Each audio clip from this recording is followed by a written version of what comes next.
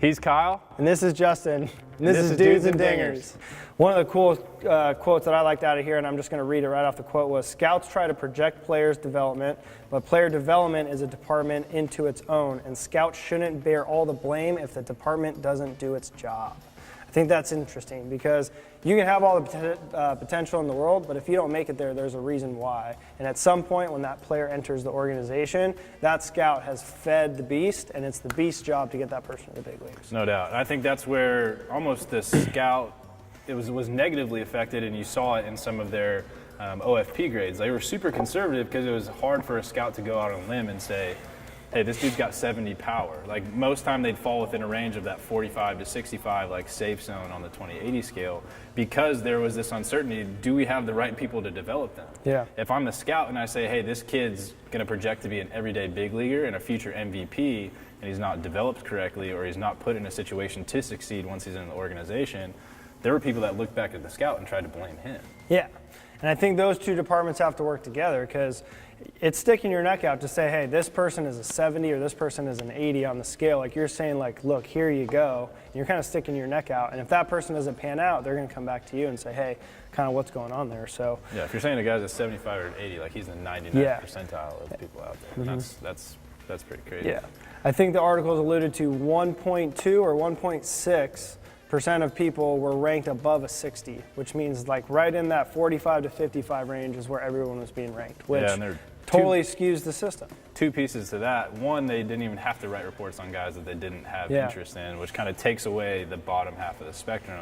And on the top half of the spectrum, the only ones that they really scored higher than 55, 60, 65 were guys that they had some sort of measurable on it. Yeah. That was one thing that really stuck out. Like, you can't, Keith Law said in there, like, you can't argue speed. 80 speed is 80 speed, but you only had that confidence if you had a radar gun or a stopwatch to get a guy 60 and really say this guy's fast. Yeah. I think the stopwatch things or the arm velo, if you look at velocity, you look at speed, you look at arm strength, those are things that you can't argue with. If you throw 95, you throw 95. If you're running a 6.5, 60, you're fast. Like, you can't argue with that, but some of the tools, it's a little bit easier, and people missed on the conservative side. That really threw off all of these 20/80 scale measurements or the OFPs. And the implementation of technology has only given them more measurables to have that confidence to really push the top or bottom ends of the 20/80 scale. Yeah. Now you don't only have velo, but you've got spin, you've got ways to like quantify command of the strike zone and things of that nature and break. So, and on the bat sensor side of it or on the exit velo side of it, you've got exit velo and volatility and launch angle, bat speed, rotational acceleration, things like that. So all we're doing is really giving them more measurables to be more confident in what they see with their eyes. Yeah, and it's tough because from the scout side, you don't know what the consistency across their own internal grading scales are. If you have 20 scouts inside of an organization, 10 of them might be super conservative and not want to give high grades. Some people might miss and give more variable grades, so you just never know. But having those things in general to fall back on is going to be a powerful thing. And we've seen that. We've seen organizations implement technology into the scouting world. We'll get into some of the Astros and how they eliminated scouts, and some organizations are adding scouts, but they're both heavily using analytics to couple some of that baseball experience that only time in the game will give you.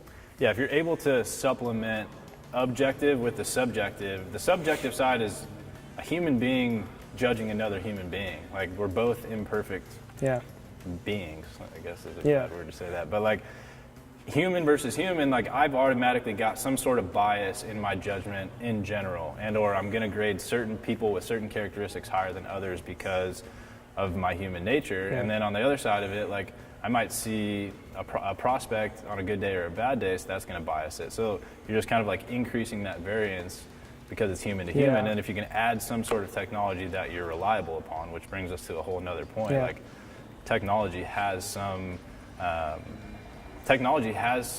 importance in here and should take some reliability too, because a scout's got to trust that this thing I'm taking information from, it's accurate, it's meaningful, and it's going to help me, which is a pretty big leap of faith. I think it's on us as companies and tech in general to prove that our stuff is accurate and that the metrics that we produce will yield projectability or on-field results.